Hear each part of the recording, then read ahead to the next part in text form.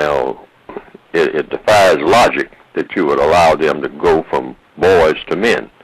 So if you're not going to allow them to go from boys to men, what will you allow them to do?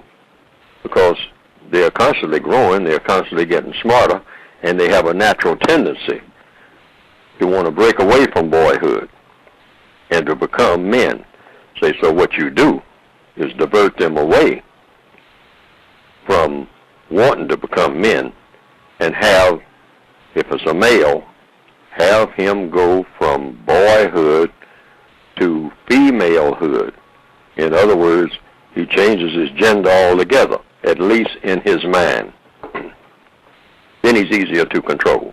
Then you do the same thing with the female. Take the black female, and rather than allow her to go the normal progression of things, steer her in the direction away from becoming a woman and in the direction of becoming a male. In other words, she will switch genders in her mind. Now, her body didn't switch genders, but we can probably do some things that give her the illusion that her body can be made to switch genders too. Now, when you do that, what you have is confusion. You have added confusion.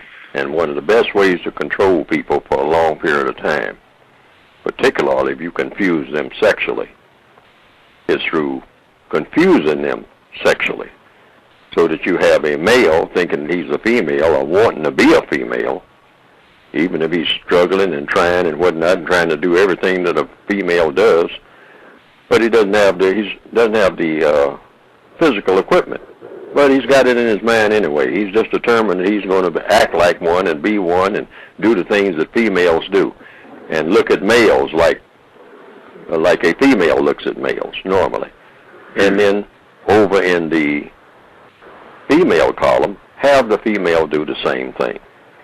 Only thing about it, she's not going to try to grow into womanhood. She's going to try to do everything that she sees males doing, including in the bedroom.